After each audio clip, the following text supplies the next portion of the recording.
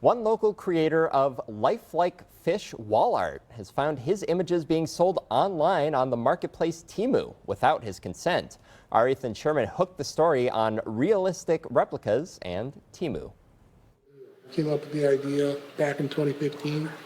Being in the printing business for over 20 years, a certain type of art form came about.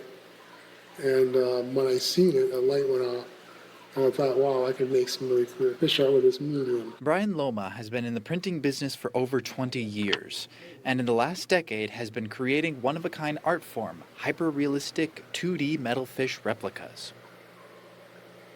He was born with facioscapulohumeral muscular dystrophy, FSH, a progressive disease that has left him unable to walk for 2 decades. Physical challenges aside, Brian pours his heart and soul into his creations. Well, yeah, I've been meeting a lot of other fishermen too. I mean, they're calling me all the time, wanting to stop by.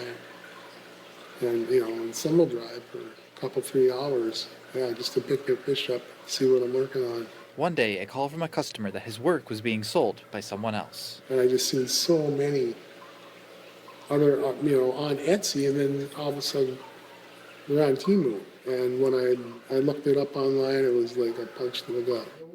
Temu is an e-commerce company that sells in a wide range of products directly from independent third-party sellers. That, when you go and see all your work online by somebody else claiming it's theirs, not only claiming it's theirs, but taking all of your images that you took, all of your art, everything, posting it as if it's theirs. When Brian contacted Temu, they promptly launched their investigation and removed the falsified art and added the materials to their proactive monitoring system.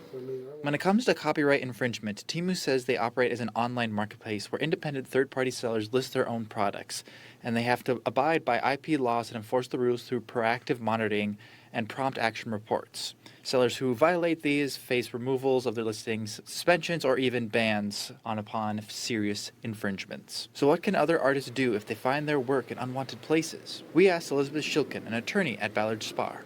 The minute you create a copyrightable work, the minute it's fixed in a tangible medium of expression, which is kind of legalese for it's written down, it's sculpted, it's painted. The moment it's created, it's copyrighted. It's protected under copyright. Artists can file a DMCA takedown notice, which requests the removal of a copyrighted material from a website or online platform. Well, if you get a takedown notice and you ignore it, you are then liable as an online service provider for damages under the Copyright Act for infringement. If you discover an infringing use and you want to bring a lawsuit, you can always register your copyright, but doing so in a speedy manner is going to be very expensive, and you can't file suit until you have a registration. For Brian, he hopes for greater accountability from e-commerce platforms and that his story raises awareness about the challenges faced by disabled entrepreneurs and the need to protect independent creators. I would just get the word out just like what I'm doing,